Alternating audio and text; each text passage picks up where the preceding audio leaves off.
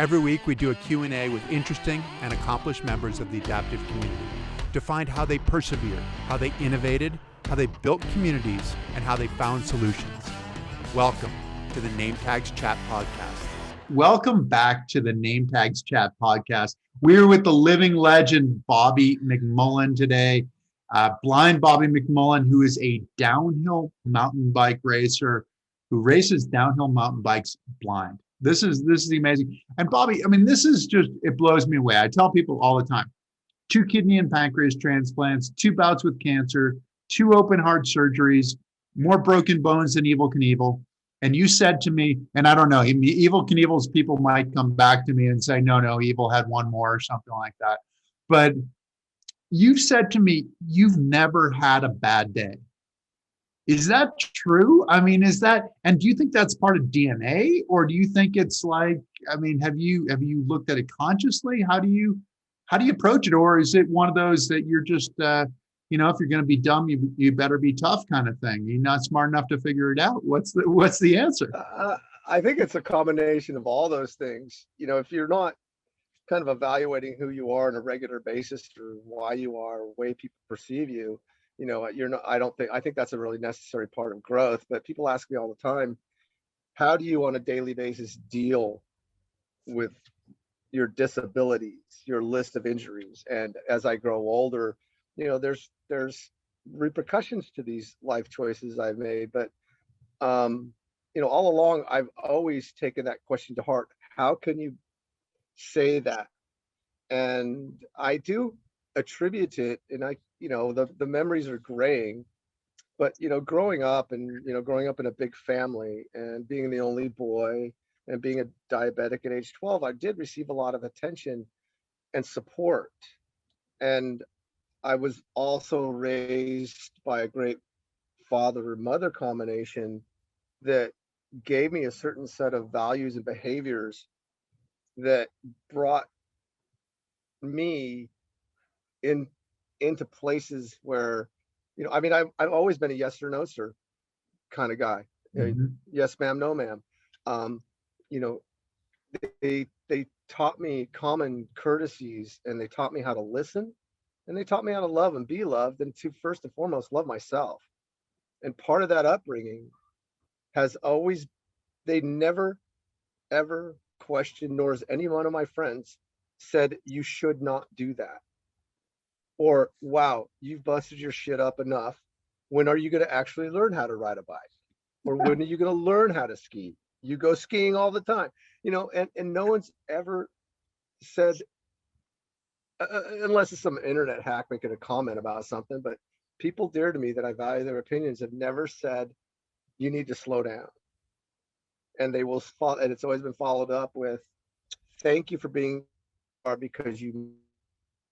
And I've never set out to be that guy. I've never set out to be this person. I've never looked in the mirror and said, this is how I want to be. I've always looked in the mirror and said, this is who I am.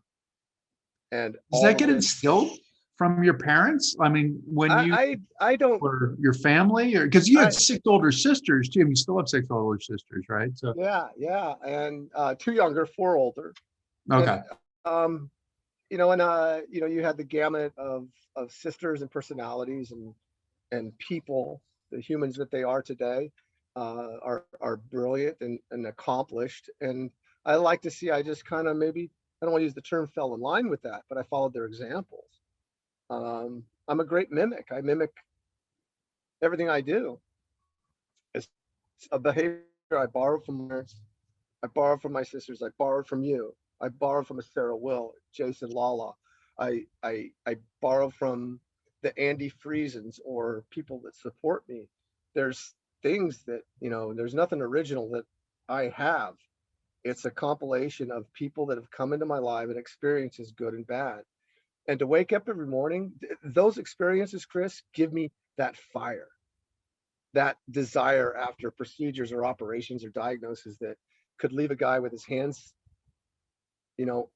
on his knees, bent over, with tears in his eyes. I've had those moments, but it's that desire to keep living the life I've been given, and just recognizing that today's a gift, tomorrow's a long way away, and that life is going to show up every day.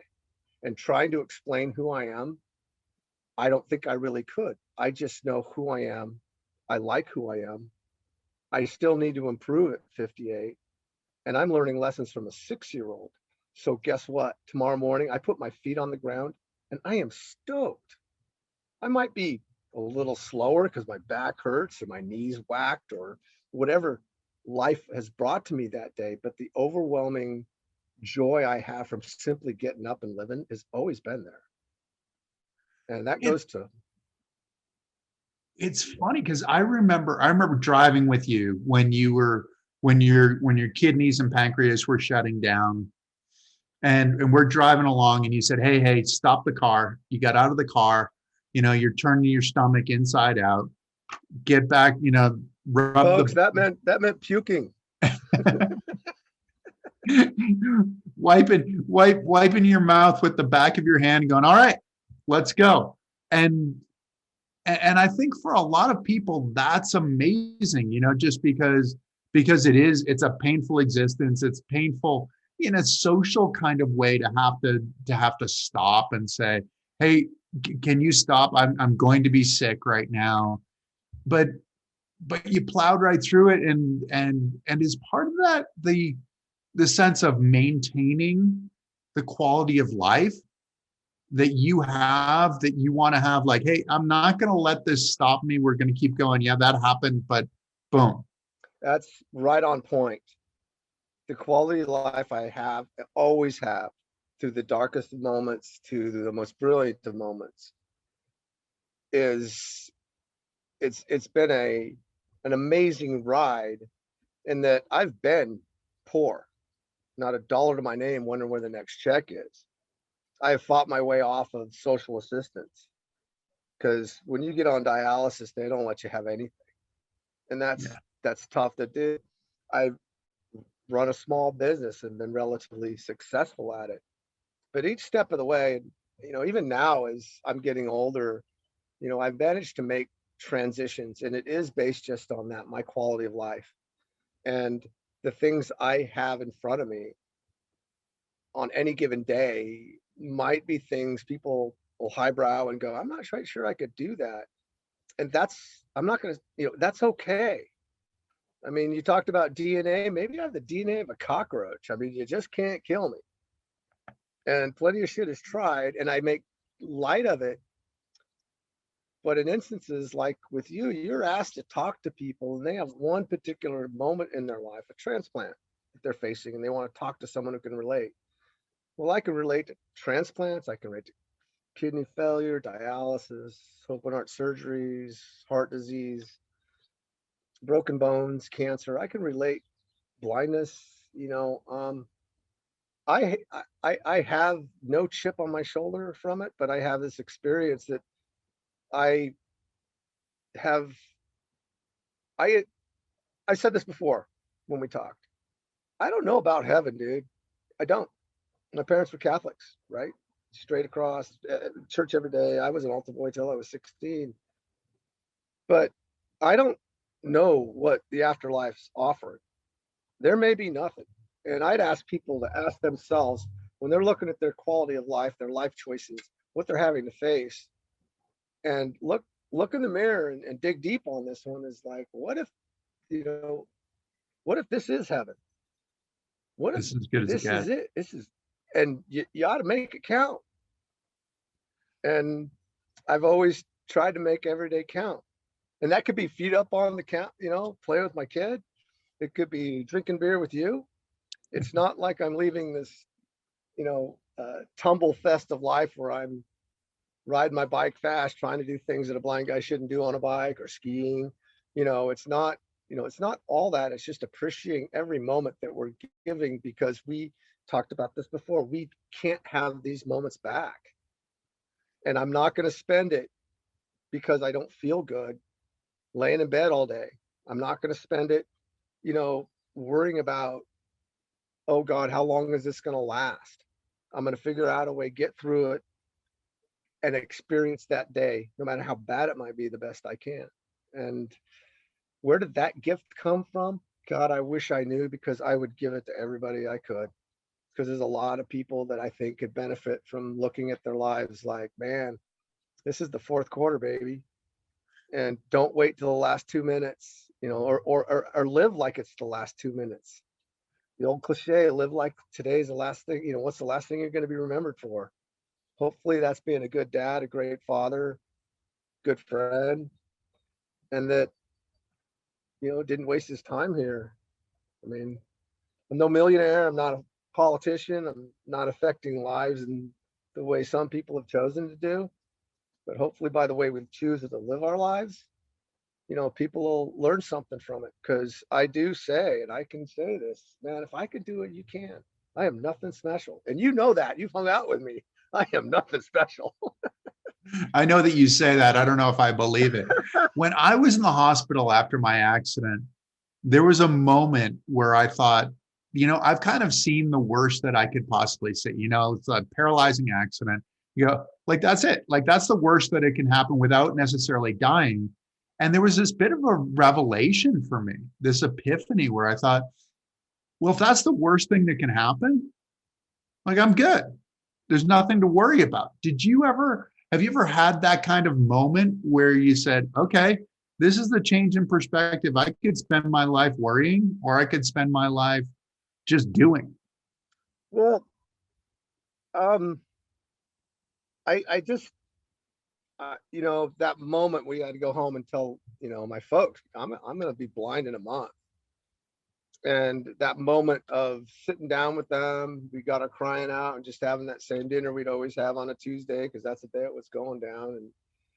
And was just in my head going, I'm the same guy. I'm not going to see as well. So how do I move forward?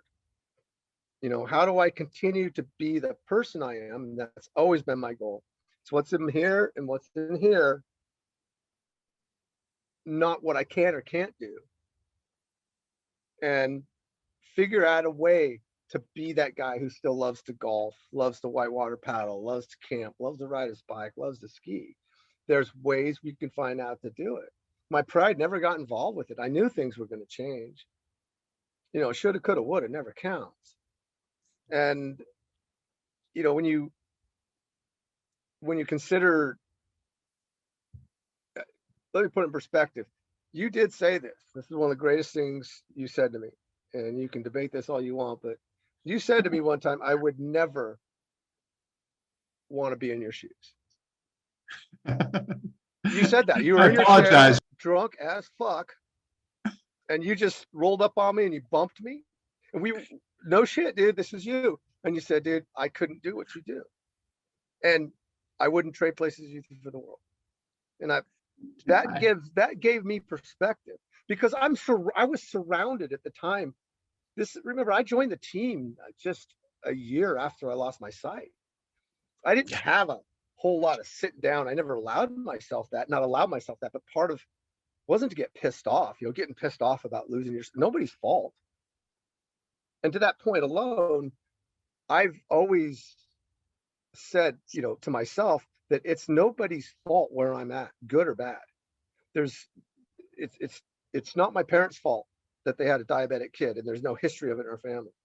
It's not the nurse's fault when you break your shit up and you end up at the hospital. It's not your friends or your families. It's not your kids or your wives.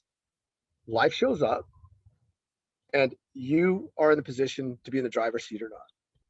And it is not their responsibility to make you feel better. You've got to start with yourself. And you do have to figure out the way to move forward. And my way of moving forward was, wow, let's call Ray Watkins. He's going to know about skiing. Well, I see the skiing thing. They can do it with skis. Why can't I do it on a bike? But fundamentally, it comes down to, like we've told each other before for years, like we're the same people we met years ago. And to me, I like to think that when people, take a look at my life, or they meet me, or they've old friends that I haven't seen for 25 years, it's one of the greatest compliments I receive is like, you're the knucklehead I met 25 years ago. How do you do that? How do you go through all of that? And I think it's just the drive to keep living and having that quality of life that you mentioned. Well, you mentioned the idea of like this stuff happens, this traumatic stuff, this going blind stuff. And the surprising realization is that you're still the same person. I mean, you're saying you're still the same knucklehead that you were before. The same realization, that realization is, it's kind of surprising, isn't it? I mean, it's like surprising. I remember sort of being sort of surprised myself. Like I'm in the hospital and all this stuff happens and it's swirling around you, right? I was in the bed, I'm in the hospital bed and doctors and nurses and family and friends, everything's going, have that moment of going, well, I'm still the same person that I was before. And I think from the outside, and we're looking at ourselves from the outside to a certain extent when this happens, thinking, well, I should feel different. I should feel like some other person. But it's almost like that's the most empowering thing, isn't it? To realize, well, I'm still the same person that I was before, despite what's happened. Absolutely. And, it's unequivocally one of my messages I like to either leave with a group or an individual, a person in transition, anybody I may have worked with, even a person I have a beer with or coffee with, is that, if they find out about me or know about me, they'll want to talk about all the things that have happened to me. Well, things happen to everybody in this life. Life does show up, and I'll echo this time and time again. And it's like what you work with people, and you roll out that idea. It's not what happens to you, it's what you do with it. One of the things does not change unless it's a traumatic brain injury, unless it has to do with your cerebral function. But when people go through changes, they experience limitations for the short time or the long term. One of the things I encourage is it's who you are, not what. And if you're going to have a limitation or a change that you're going to have to adapt to, accept that you are who you are. That does not change you. Don't become what happens to you. And I see it all the time, it's so frustrating, and I'll take whatever fucking heat the disabled community wants to bring me, is that there's a responsibility we have to educate people. And there are some gifted activists that have made great changes and are doing it today. Paralympic athletes, pushing those limits to put themselves in the disabled community to be recognized for their achievements, be recognized for who they are. But so much is pushed on what they are, the blind and what's owed to them, or this community's not doing enough for me. Ableism, where they'll accuse, and we've talked about this before, where they're going to say to the able-bodied community, don't cheer me if I roll across the stage. That's who I am. It's like people love achievement. Get over yourself, accept that applause, accept that you are different and you are a fucking rock star, and allow them to live with you for 1 second and celebrate that hard work that you put in. But people become who? I mean, people become what, not who. And I always, when I'm speaking to an individual or groups, like I mentioned before, it's like I'll ask someone randomly, and I got someone on stage, pick a person out of the crowd, tell me who you are. And they'll start with, I'm a complete computer programmer, I'm this, and I ride bikes and I do this. That's not who you are. It's, it's not that tough of a question. But it seems like people really struggle because they want to be identified with their wealth, with their job, with their political party, with their opinion on the world and COVID. That's what comes out. It's like, man, do what's best for you. Do what's best for your heart. Do what's best for your soul and your family and your kid. That's who you are. Do what's best for you and your relationships you have in this life. I think that's significant. It's interesting that you say that, because as you're talking, what I'm thinking is that our identity, our sense of self, in a lot of ways is perceived to be really fragile, can be the thing that we can lose. We can lose who we are. We were just talking about the idea of having this traumatic event and the realization that I'm still the same person that I was before. I'm still the same person that I was yesterday, despite what happened. This nature of the fragile self. How do you perceive that? How do you talk to people about it? What's the action? I feel strongly that people get pushed in to those corners. They get told how you're supposed to act. The expectation, we talk about expectations, right? Let's change the expectation of what we're capable of as a blind individual or a person in a chair or an amp, BK, AK, whatever. Change the expectation, change the perception, because I can't tell you how many times I've gotten shit flicked to me from a blind community member or disabled member, like saying that, all right, I got 10% of my sight in one eye. So you're right, I am not a total. Well, only 10% of the population is. So I'm not blind enough. Or my transplants, both of them, couldn't be that bad. It couldn't be as bad as my uncle's or mine, or my cancer isn't bad enough. Why? Because I ride my bike for 2 to 2.5 hours a day. I do silly shit on a downhill bike. No matter what, they don't know what my daily vibe is, what I'm experiencing, but I go out and I live the life I have. It's not my identity, it's my joy, it's my passion.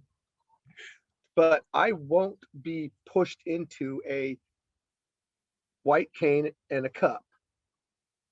And Right. screw the blind guys and gals that want to flick me shit. You can find me at rideblindracing.com, whatever. I don't care. Is that go beyond that expectation. Be what you want to be. Be who you want to be. And that people's expectations of people with disabilities is starting to change. And I see this from the athletic perspective. I see this from the growth of Paralympic sports and the exposure for the athletes by vis-a-vis through sponsorships, through programs, through their ability to make a living through their, internet and social media presence. It's brilliant. Their stories are their value. It's like people come and say, Bobby, tell your story. It isn't a story, it's my life. And there is value to that. And I won't give it away. Well, it's funny, you're talking disability, right? And the one that we all encounter is getting older. You mentioned 58 years old. Are you a young 58 years old? You've got a lot of miles on you. How do you reconcile that? I've never been a looker, that's for sure. But I make the joke, I'm like that beautiful 66 Mustang on the corner, beautiful rims and tires, classic paint, great paint job. Just don't look under the hood. Yeah, I'm 58 and I'm, I got some fixing to be done on this carcass. And, I got to backtrack going to my, I'm very passionate about my life and what I do. And like I said, I'm not an advocate in going to that idea, but I do have the responsibility to explain when given the opportunity or educate people. And I'm not good at that either. And because I still have to work on patience and I have to work with people that are going through changes or life moments that I find to be, I don't even know how to put this gracefully. It's like, you don't know what fucking hard is yet. I'll tell you what hard is. And because I make it look easy, like I said, going to that, you can't be that blind, you can't be that sick, you can't be that cancer can't be that bad. And that's for both able body and people with that face, physical and challenges. And we have to address everybody. This has to be inclusive. And how do we get that message that in your daily lives, there will be struggles? We don't know what there is. Don't assume, right? How do you make it look easy though? I mean, you say people tell you that you make it look easy. You can't be that blind. You can't be that sick. How do you make it look easy? Come ride a bike with me.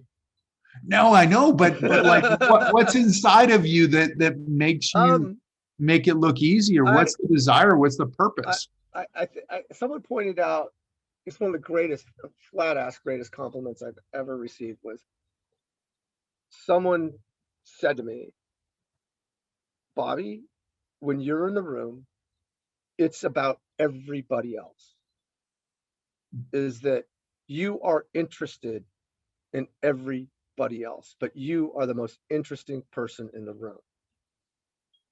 And the point of this person's compliment was that I want to know about people, and I want to know.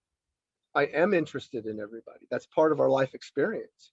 You run into dickheads and assholes, and you choose to steer clear of, that you run into some great moments that you can learn from. It's a selfish reason.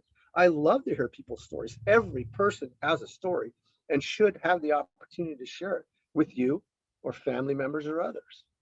It's cathartic. It's interesting. Do you ask good questions? Are you a good? Probably not. Well, it sounds like you are, though. Well, I don't know. You tell me. I mean, well, if you're curious, right? I mean, you're curious about people, and you want to. Do you get to their story? I guess is the question. That's a way of answering whether you ask good questions. There's a couple of dynamics in my life that I reap a great deal of joy about, and I think it's part of my goals as trying to be a good human, is that I can capture an audience of beer drinking people at a bar by the mere mentioning that I'm blind. And if I've been sitting there and they join me and my wife, they don't know about me, holy shit, that's what their response will be. There's no way. You don't look it. You don't act it. And of course, that could lead to me being a bit of a dick with withers, but that I have lived a life and a lifestyle where many my disabilities or my challenges, being sick or not seeing, it's not evident.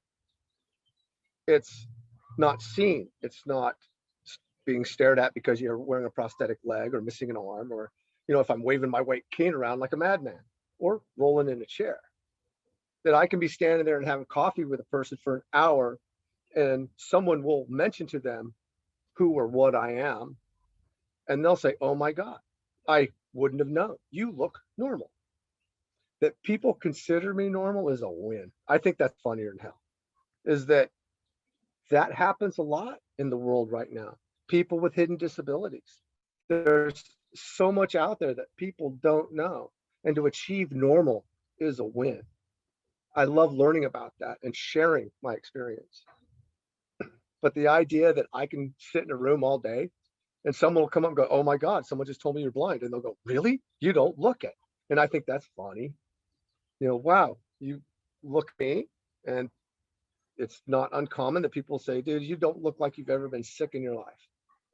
I'm 58. Guys I ride with will go, no way. Couldn't believe you'd be 40. Those are great compliments. It's not like a lifetime achievement, but it's those little things. And that you're maintaining your life. I'm living the life I choose. I make it an absolute goal that I don't make excuses for anything that I've experienced. I won't say I ride slower because I'm blind, but I can ride with people that will say, there's no way, dude, you're blind.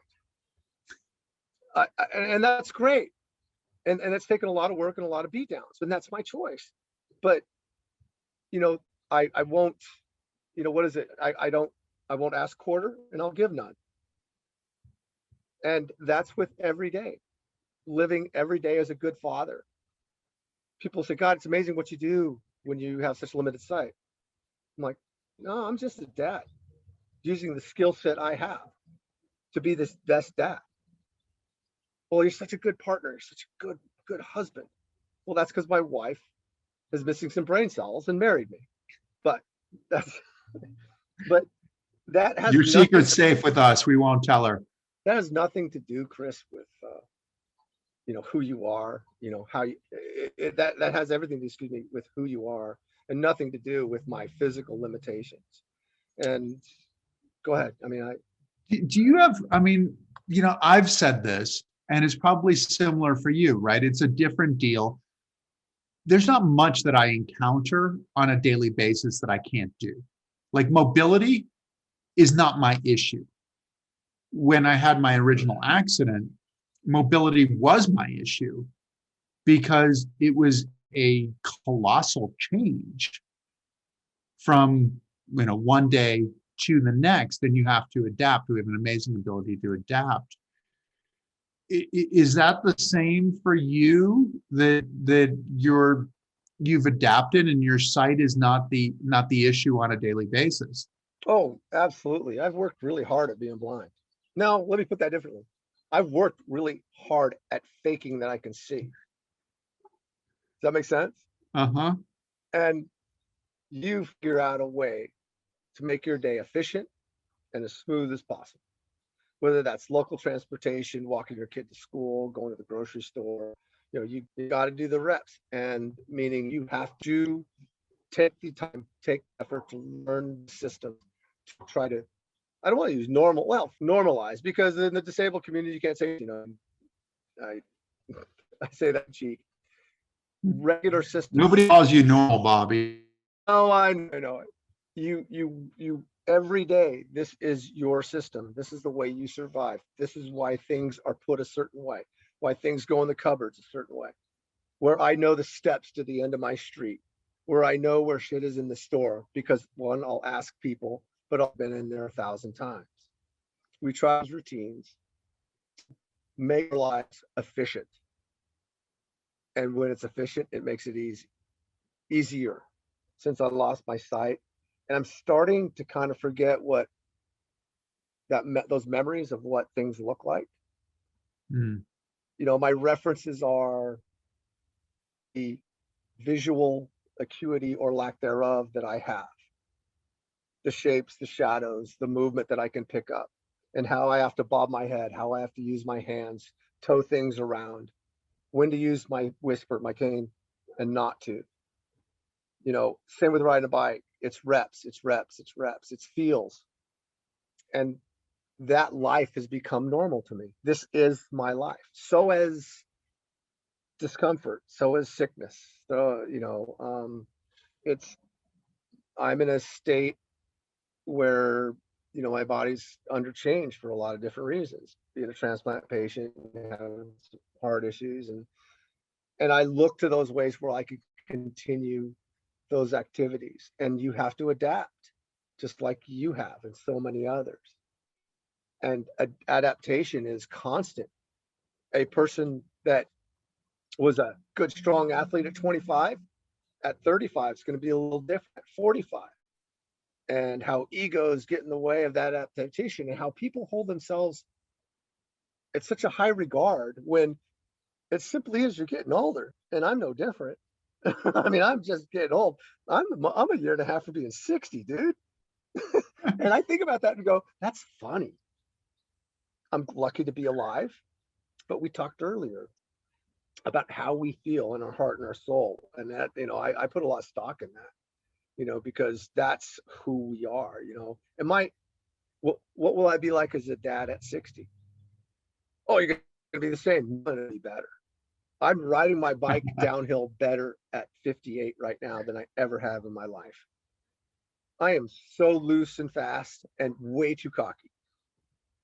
But the idea that we can still grow both intellectually and physically and mentally, is it the loss of just growing old, being a normal 58-year-old dude and having a lot of time take its toll on us as a weekend warrior?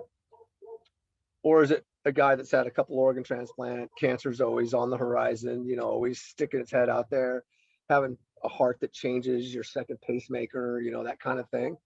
You know, are those, what adaptations do I make for that? But of course, my standard is like, man, I'm riding downhill faster than I ever done. And I'm a better dad. I'm a better partner. And I want to continue that growth because that allows me to grow physically as well as emotionally and mentally. And I get to be a better me. I want to be a better friend to you. I'm going to be a better guest the next time we get to shoot the shit. Yeah. And you do it well. How soon do you think Ella, your 6-year-old daughter, how soon will she be able to guide you on your bike?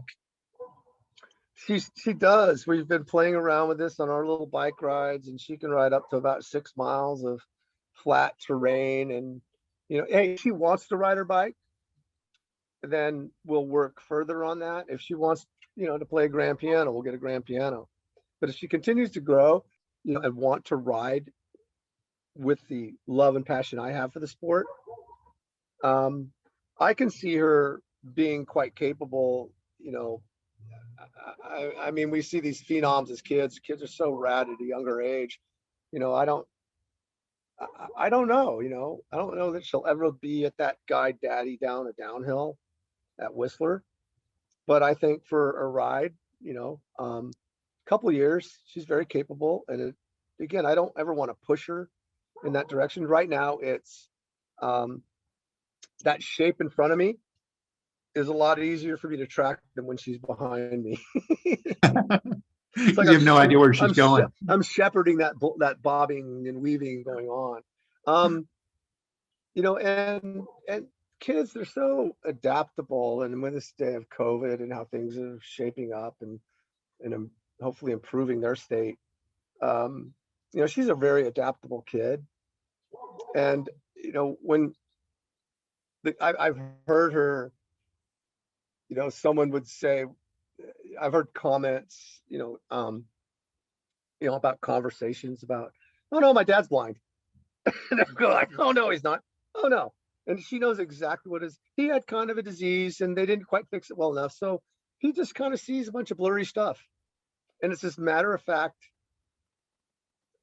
beauty in her explanation. And you know, that her grasping my, you know, my particular challenges or the way my life has shaped up and who her dad is. It has, the beautiful thing is it's a 30-second, 20-second little riff about, oh no, it's like this and this is how he does it. Or someone will mention, you know, episode, you know, that a friend of hers, that their parents are going to dialysis, and they'll go, oh, I know what that is, you know. And it's the exposure we give them and the ownership we want to give them. And when it comes to riding bikes, you know, it's about her. You know, we're collecting bugs all day, and she yells from across the yard, you know, Daddy, I got bugs. You want to see it? And she'll come up and jam it right in my face. Just, you know, wham. Daddy, you want a cookie? Wham. You know, and that's a beautiful experience. Well, it is, and it's that intersection, right? That intersection, like as you see your child continue to grow older and continue to develop, and the personality develops, and she's old enough to appreciate you, and you're young enough to be able to appreciate her. That intersection is so cool, right? Where you both have this great quality of life. And that her statement about you is interesting because it sounds like that's in her words. That's not you or Heidi scripting. This is what you can tell people when they ask about your dad. This is her interpretation, it sounds like. Is that true? It is. Because of something as simple as like, well, can't your dad drive it? Well, no, he can't. Well, why not? Does he have a license? No. Well, of course, an adult or another kid's gonna ask, well, why not? Well, he's blind. Huh? What? And it's that kind of way that what you're saying is absolutely true. It's just her interpretation of how to explain something as simple as like, well, can't your dad drive you? Uh-uh. And then pretty much you have people going, oh, well, hey, and then, Heidi will get a call or a text like, Ella's telling people that your husband's blind. And, you can see, I don't go and make announcements at her class or at the school board meeting. I drop her off like a normal person. I walk away and figure out my system. And because school's about her, life is about her. It's not about me, and it's about her on her terms. Just like I've tried to work real hard of accepting the life I have and the life that shows up every day, to not change as that person. And kids are brilliant, man. I look at the real challenges. It's not about my particular not shortcomings, but my, not being able to see, my disabilities or my health conditions. It's bigger. The picture's bigger now for our youth, is that she's been very adaptable through COVID, and parents struggle, and there's so many things, experiences that kids have we never imagined our kids would go through. And we're lucky to have this child who's very adaptable. But there's moments when she's like, oh God, I'm so not like any of the kids, because they're going to Hawaii and they're flying around. Well, everybody's risk tolerances are different. And, we have to be different because of me. That's an emotionally tough one. Because you're more vulnerable, right? I mean, you're going through COVID. Your system has to be, right? Well, yeah. I mean, it's people like, oh, it's only, you only got 2% of catching it. Well, if I catch it, I will die. I say that math. It is simple, is that on paper, if I gave someone my list of a shit show in terms of my comorbidities, I'm the guy that needs to stay home to protect everybody else so I don't get sick. Well, you should all stay home. But if you know me, I'm the first one that says, fuck off, I'm going to live. And I will take those precautions of washing, masking, 6 feet, to the letter of the law. And I don't, everybody's risk tolerances are different, but mine is from that perspective, is that when people think of people with comorbidities, that's 45% of our population. And everybody at the outset was saying, you guys need to all stay home with the old people. Well, that means people aren't going to go to work that could work or might work. That, if their job's not affected by it or can work at home, that's great. But the idea that, this certain population that I am part of, and I own that. But at the same time, I don't agree with all that, you're not going to lock me up in my house. I'm going to do everything to protect you. That's what this is all about.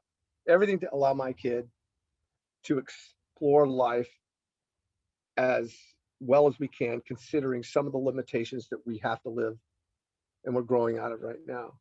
But it's just not COVID, Chris.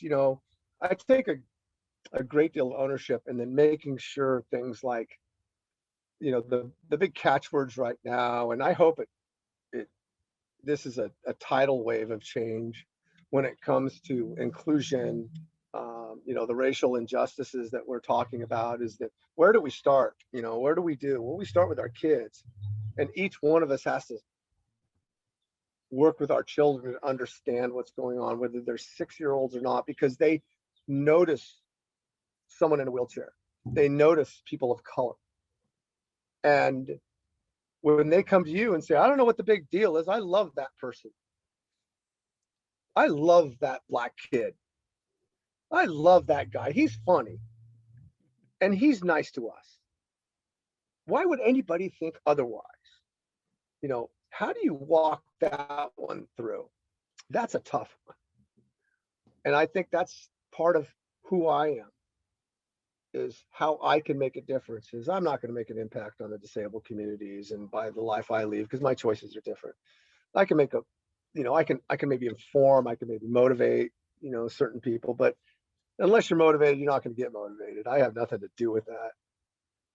But what I can do is be who I am, and that's a good dad, and to help her understand. So when she's having conversations, when she's 10, 11, 12, 13, 14, 15 in college, that she is on the right side of the good fight. And that's everybody should be looked at through my eyes. And through my eyes, you're either, I meet you in 2 minutes and wow, you are, color, shape, who you are doesn't matter to me. It's how you treat me. I don't know if that makes any sense or it'll piss somebody off, but No, it makes perfect sense. And some of also what you were talking about before was that it sounded like you didn't say this explicitly. I'm interpreting what you were saying, but that you learn a lot from your daughter. When your daughter was explaining who you are, she's 6 years old, but you as an adult are learning a lot from her with regard to diversity and inclusion. You're learning a lot as well. I mean, she's a blank slate, right? I mean, she's just like, people are people, or this is a nice person, this is not a nice person, and it's as on simple as point. that. And that's just it. As I watch these things. Here's an amazing example. We're at the Reading. I'm from Reading. All tongue in cheek at hillbillies and rednecks, but simple town, great out town. Have so much invested in that community, always will, and they've been great to me and who I am today. And I still have lifelong friends there, and yet it's also challenged my relationships with many people. But we go and we visit. They've got a nice little kids bike park, right? Nice lap, little hitters, teeter-totters. Ella loves that kind of scene. And I had done a lap with her and then waited while mommy did a lap with her. And I'm waiting there, and this kid who is literally like knee-high on a push bike rolls up on me. And in Reading, and to each his own. Hey, I encourage you. You're looking out for the person next to you, wherever you're at. Make your own choices. What's best for you. I choose to wear a mask, and when I'm around groups of people, I'll wear a mask. This kid, maybe 3, rolls up on me and says, "Take your mask off." What? Please. And he was pleading. He wasn't adamant or mad. I mean, a 3-year-old scolding you, but the kid was like pleading, as if it's like he was saying, grab the life preserver, but it was take your mask off. And I kind of went, and Heidi said that she expected something, but I just laughed and rolled off and said, I said, not a chance, and giggled and did another lap. And I posted at the same spot, and he came back again. And he just was pleading right at my feet. Sir, please take your mask off. I mean, it was amazing that someone that young, again, I'm estimating 3. Heidi said he looked like he was about 3, but that kid learned that. I would have loved to ask that little child what he meant by it, or talk to his parents to what gave him the, like, take your mask off, you XX or whatever. I mean, didn't call any names. It was the pleading, like my life depended on it. And he was trying to tell me that. And this was a very young child, and how they learn behaviors from us. And we look at all these behaviors that are, I don't care if you're looking at politically or through the lens of COVID, we're at such a opposite ends of this still. And what's it going to take to get these conversations back to us acting like humans and respecting each other for our choices? Excuse me. Well, I think in some ways, I mean, it's kind of interesting too, right? That there's an interpretation of safety. And for you, in the sense where you're wearing a mask, this is your interpretation of safety. If I wear my mask, I'm keeping myself safe, and I'm helping to keep other people safe. Yeah. Where probably in his mind, that the mask is a representation of the virus. And if you can remove the mask, you can remove the virus. Like, hey, don't worry, and it's like, I don't know for sure, but that's, you're not buying it. My mind wandered, thinking like, what exactly is he being taught? And, there's the beauty and the downside of the internet, and that everything's available out there. Depends what you want. You can find it. You can find an opinion that supports yours. And that's what they are, as opinions. And this kid, what was just I wish I could convey the sincerity in this child's voice, that he was trying desperately to help me save my life. And I'm thinking, what have you been told? That I'm going to hell because I wear a mask, or that masks are bad for me, or that, again, what does that mask represent to a child? And it's the conversation. It's amazing. And yet, in adults, to me, it's like, I'm not going to change people's minds about, the way adults is going to be a hard task. But my daughter, and having this day-to-day conversation with her, I never imagined myself being a father having these conversations with my 6-year-old daughter. Never. I want discussions to be about Barbies and playing with neighbor kids. But when she hears things in the community or on TV or in her classroom, and the education process that she's going through is changing as we speak, and she has questions, and she will actually educate me at times. It's that this can't be like the sex talk, right? Who gave you the sex talk? My dad said to me, don't make me a grandpa before my time, when I was probably 13. There was no talk about differences between man and woman. There was, and I had 6 sisters. I was the one going to the grocery store to pick up feminine hygiene products, and I didn't care. I was like, oh, hey, I'll go. But the conversation was like 30 seconds, and with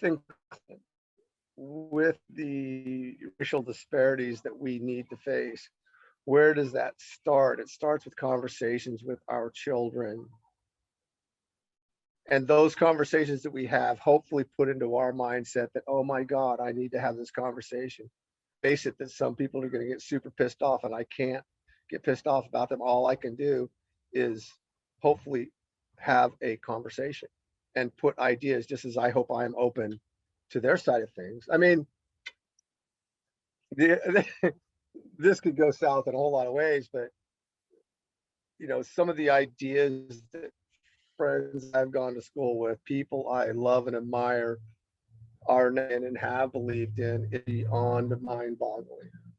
That they went to the same schools as me, they were raised with the same values, right and wrong, and let's look at facts, and those kind of things. It's like, man, I want that person back in my life, and I haven't figured out how.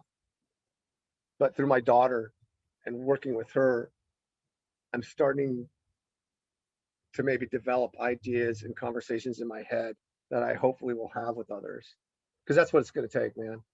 I mean, we're a great country. We've got to be open to a lot of possibilities. We have to be, and change. Yeah. We have to evolve and keep evolving.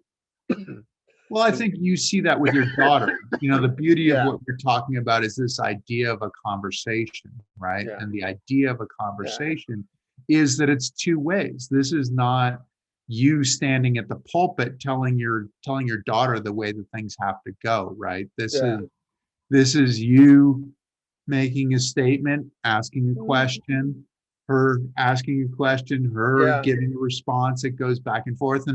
And the beauty is that she's 6 years old, and it really is the nature of a conversation. And I think that's one of the beautiful things that came out of what you were talking about, is that you're curious, that you love people, you want to know their story. You might have this phenomenal story that blows people away, but yet you're driven by the curiosity to learn about other people. And to me, a lot of what you're talking about is starting right there, is how can we learn? It's easy to make assumptions, but how can we learn?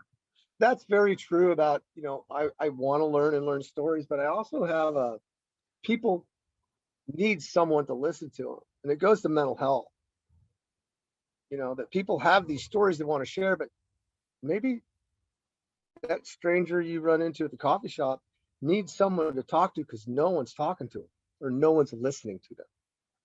And you've got to sit there and maybe listen to a few minutes of I don't know how to describe it, just a person venting to you, Mm-hmm. and that they needed that because that's saving them from maybe going down that rabbit hole that they may not come out of. They may be on just the edge of their own personal existence. And that one conversation with a stranger will give them one more day of peace. And giving someone my time, your time is the most valuable thing. And we said this earlier. And if the idea is that I find myself in a frustrating conversation, good or bad, whether you agree or not, to be that person that listens, to keep that person and allow that person to believe in themselves that they have value in this world. There's a lot of that out there, and people don't take the time to listen. One of the biggest challenges I think that we have in life is a feeling of isolation, right? Is feeling like we are on our own, we are separate, we're separate from society, I guess, in some Which has way. been furthered through COVID. Well, that was you're anticipating my question is that with the idea of the quarantine, with the idea of COVID, how have you been able to maintain that mental health and that connection with the people who are important to you? We live in an area, in a county where COVID compliance is very high. And on top of that, with now vaccinations being available and testing being available, our numbers are really, really good. So we're really working on coming down the color scale, and I think we're in orange, but we're in one of the lowest ones, and we have one of the highest rates of vaccination. So returning to normalcy is happening right now. And even during, the worst of it, we were still able to go outside. Now, how it affected me directly was that, it's inconsequential. My limitations, other than, riding bikes and socialization. I've got a pool of riders I like to ride with. And I like to ride road with certain guys and gals, and I like to ride mountain with another certain. Well, because of COVID, we've all had to adhere to those and chosen to adhere to those limitations and take precautions. And because of my personal, my risk tolerance, Your limitations, my limitations, I've, decided to stay away from a majority of them. So, wow, I don't get to ride as much, and that will change now because I've been vaccinated and, understanding the disease and how it might affect me more and the limitations I have, like 2 bike lengths, right? It's about 12 feet. That's my effective sight when following a guide on a bike.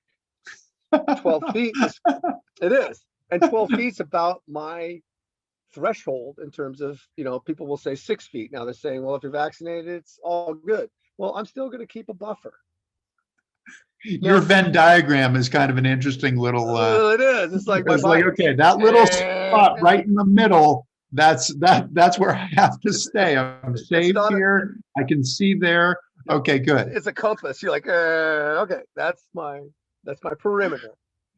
But I do pretty well. I did pretty well through this. I'm looking forward to kind of revisiting, my own podcast, what I do. One of my wheelhouse is in-person events, closed, inside auditoriums with a whole bunch of people. And that is going to be hopefully down the road for me. And I'm excited that because that's what I love to do. I do love to share with audiences or individuals. And hopefully as this changes, I'm going to have those opportunities, but that's going to be maybe down the road. But in terms of,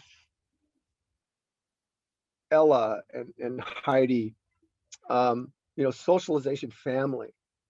And in my turn, my in regards to my family, I look at the result of our taking precautions with COVID is that it's actually established some great foundations to grow relationships with my sisters.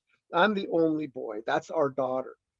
And with my folks gone on to a better place, so to speak, mom and dad passed away, she has aunts who are rolled right into that grandma and grandpa kind of role.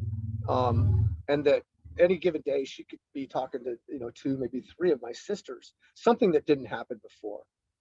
And, I'm not looking through rose-colored lenses. It's that I'd rather be at a gathering at my sister Patty's, with all my other nieces and nephews and sisters.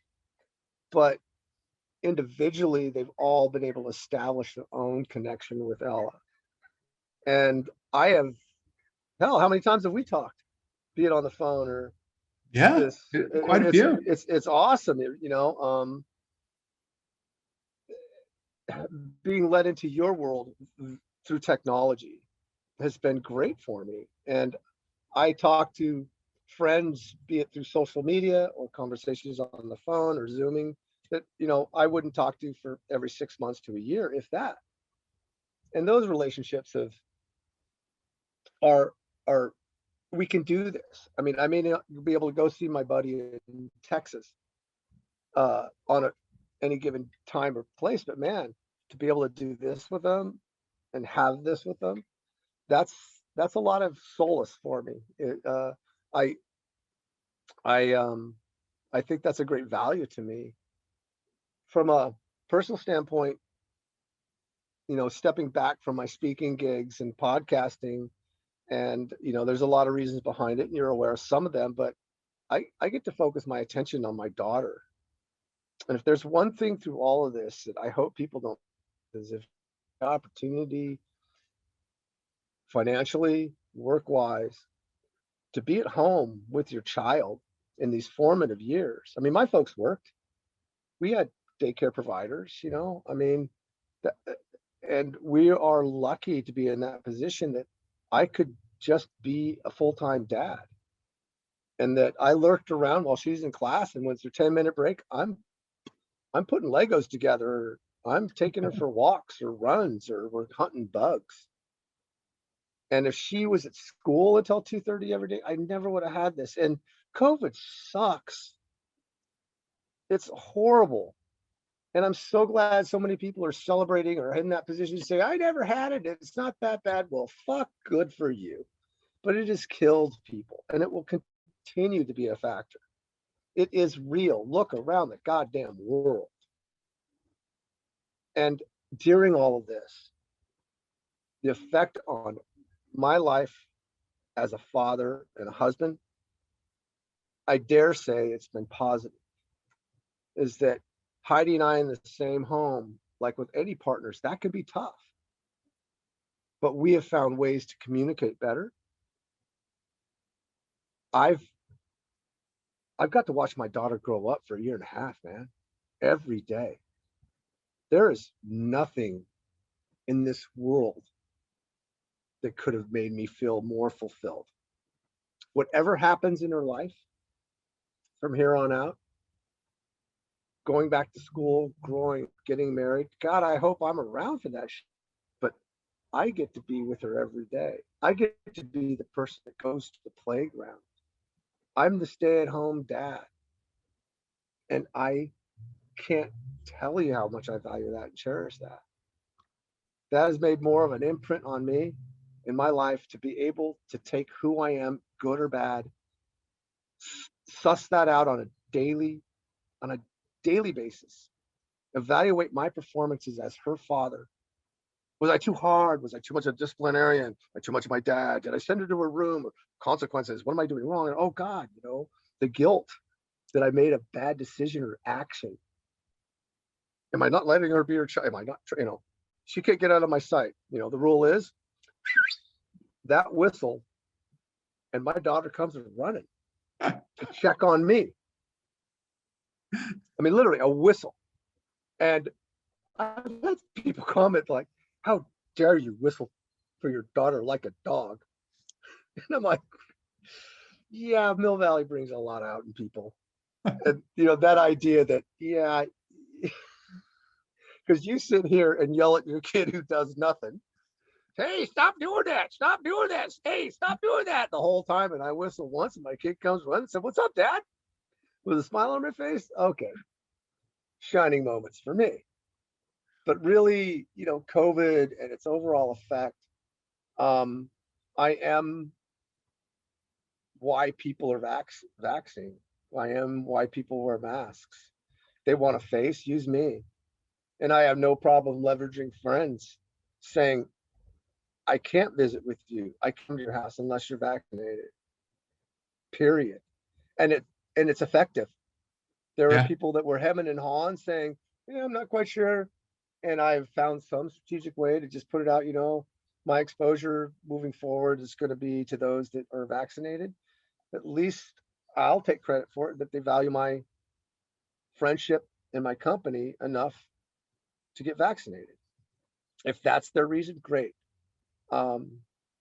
If again, I think the downside for me is that I do look hard at myself, and I do suffer some guilt about the reason Heidi hasn't been able to explore her friendships with other people or get outside this COVID bubble sooner in our area, despite the vaccinations, despite the compliance here, is because of me.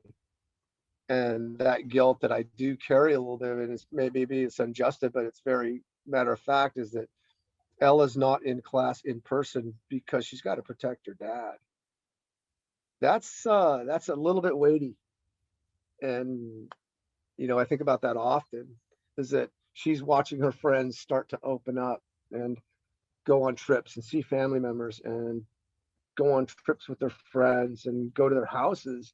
And we're working our way into that comfort zone. And with the vaccination, we're well on our way. But through all of this, that's probably personally the heaviest kind of emotional.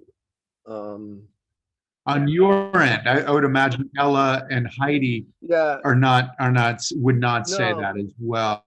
You've been through a lot of trauma. You've had trauma in your life. You've emerged from that trauma, and you've grown from that trauma. You ain't the same person that you were before. And I mean, it's a cliche to say you came out of it stronger, but I think you came out of it with a greater appreciation. oh yeah, And I looking at agree. COVID, it sounds like you're saying that same thing. Is there any one thing that you look at and say, that's the thing that I'm going to take with me, for the next few years, for the rest of my life? There's part of me that's just, I'm been called a lot of names. I'm fairly fierce. I'm an asshole. I am. People say, "Oh, Huge-hearted asshole. you're a straight shooter," or, "Well, you just tell it like it is." No, I'm like intolerant of dumbasses. I am, and I'm trying to work really hard at Ignorance. that. Yeah. Okay. Yes. Yeah. And I will call people out. I mean, I say call people out. I still have no problem with confrontation. That's not a good thing. And what I try to convey, anymore is like, you're not going to change people's views being a hard ass, like a new manager on a job, that guy being bossy and yelling and, it's not managing people. The hard hand, the firm hand is good when needed, but it's not good for the long game. And right now and through COVID, I've had to I am vulnerable in a lot of ways. I mean, I have a big heart. I'm emotional, and I'm steered by emotion, good and bad. I'm steered by hate sometimes, and those emotions, because I feel it's very important we explore and experience every emotion to know what it is and know what it feels like. And I could get so enraged about people not complying, but I don't know their backstory.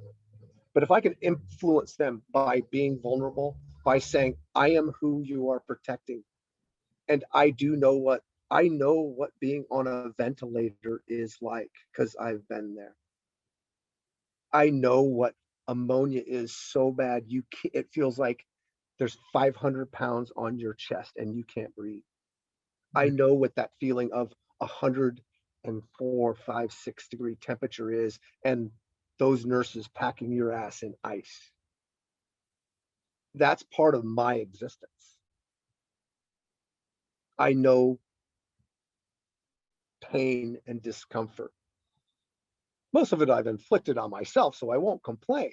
But when it comes to COVID, it's that the cavalierness and the people who are so unaware and so selfish that they think the masks are you're burgeoning on my freedoms, or I don't have to because of this, and it's not constitutional. It's no.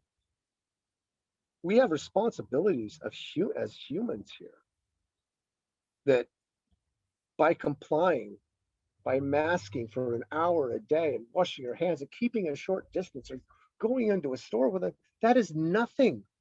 And I want to shake him and go, I know what that shit is. Not COVID, but the experience.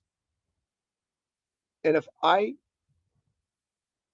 want to use that as my superpower, to be vulnerable, to tell my story, to say, I'm why you're doing it. And you don't want to go through this. And you can mitigate it by taking these steps, by getting the vaccine, by, yes, herd immunity can happen, but we need you. I need you on my side. I don't agree with you politically or the way you're approaching COVID, but I'm your friend. You're saving my ass.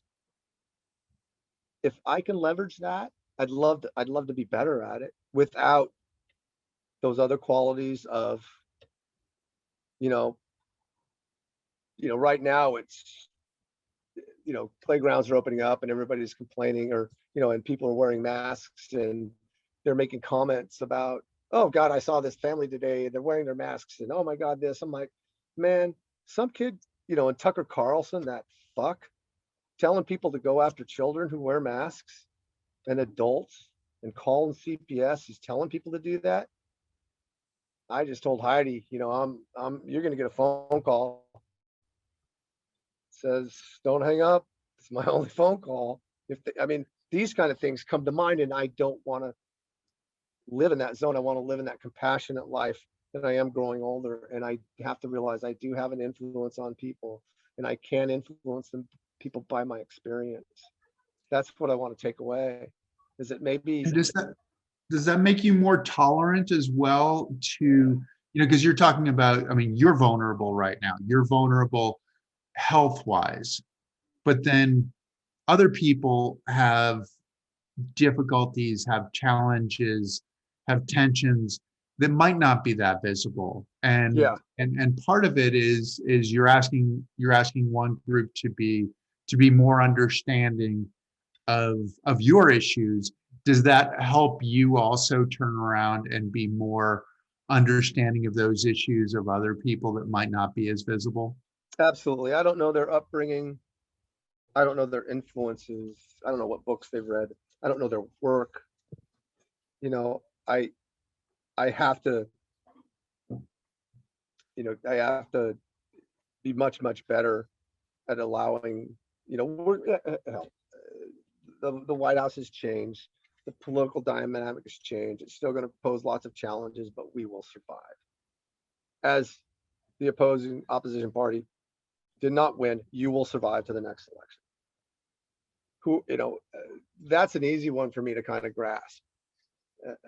Whereas with COVID, it has had a direct effect on my life, and the frustration I have is with, oh my God, the knee-jerk reaction, you just don't care about other people. And that's not true. People do care. We just have to find a way to work together and find out how I can add value to their lives. And I say that a lot, and they can add value to mine. And we can still have these differences in political opinions or how we approach our health. We all have different risk tolerances, but on the big picture, it has everything to do with big picture. We need to be more tolerant. We need to be more open. We need to be more inclusive. We can't let these conversations escape. We can't wait another 10 years when another huge racial injustice tidal wave occurs. The change has to be consistent. It has to be sustainable. And it has to happen, in my opinion, by the conversations you and I have off screen and with our children and with those people that I so want to write off. And I'm afraid to talk with them because of my own imperfections as a person, be that my intolerance or my short-temperedness, which is not of value to people. It is not how we get things done. But I also want to be that guy that still stands up and says, all right, I'm not going to put up with your intolerances and your indifference. I'm not going to put up with your judgment, whether my family was a mask or not, or someone else's. You know, I want to be a stand-up guy. I mean, hell, I'm just a bike rider, or retired one, but I think we can all make a difference. And it's sharing these thoughts and ideas, you know, and I can't wait to listen to this program, how it comes out, because we've covered so much good stuff. And I know Sparky will be great at this and, you know, picking this thing apart. But, you know, essentially, you know, Chris,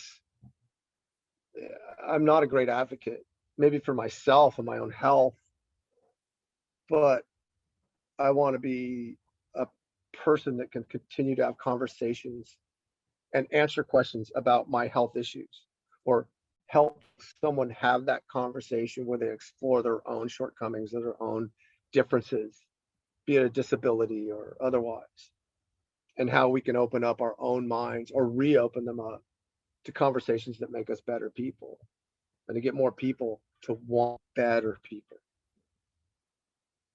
Yeah, you know, I mean, it's great, Bobby, and I really appreciate you coming on and sharing with us, you know, sharing who you are. It's our difficulties are not surface level oftentimes. I mean, people don't notice that you're blind. You do a pretty good job of masking that. But I think that that's kind of the representation, right? I mean, that's some of what we've been talking about, is that they might not get that. They might not see that in you. And what does that mean for us with regard to other people out there, that our challenges and our difficulties are not always evident to No, everybody, and we have to ask the question. We yeah, have to have the yeah. compassion. Don't assume. Right. You know, don't assume. And we don't know individual backgrounds, all these things, the unknown. We're so afraid, you know, we're so afraid. People live in fear about those that aren't complying, you know, those that voted a certain way, where, you know, everybody gets so afraid of what we don't know. And what I do know, and I want to believe, and I challenge myself in this part of me being a better person, is that I don't care what shape, flavor, color you come in. It doesn't matter, because literally I can't tell unless we're nose to nose. It's how do you treat me? How do you treat my daughter? You know, and I figure within the first 5 minutes of most conversations, we kind of know who we might be dealing with. At least that's my instincts typically. But once I get past that first few minutes, man, I do have a desire always to want to learn about that person. And I want to contribute to them. And me telling them about me is not contributing to their life. Is that by voicing who they are to me and having a conversation about who we are one on one, we get to know people and we get to value them more. So these decisions about masking or not masking, you know, about supporting certain issues or movements in your community, your neighborhood, those become more unified with those one-on-one conversations where we learn about who we are versus what you are. It's awesome. Bobby, thanks so much for joining us. Can't wait to do it again. Let's do it again. Get out there and ride. I know you've been doing it already, but keep going out there, because that's when you get to share your joy with everybody in the world. All my best to you and to your girls, to Heidi and Ella. Give them our best. Thank you so much. Really appreciate it. Thanks to all of you for listening. And you know what? If you like what we're doing, please tell your friends about it. Please tell your friends to tune out on Wednesdays. Tell them that this conversation will be archived on the One Revolution page on Facebook. It will also eventually be a podcast. So it'll be on YouTube, it'll be on Spotify, it'll be on Apple, all the usual suspects. We'd love it if you would follow us, if you would like us, and please tell your friends. We'll look forward to seeing you again. Thanks a ton. We'll be out. Thanks.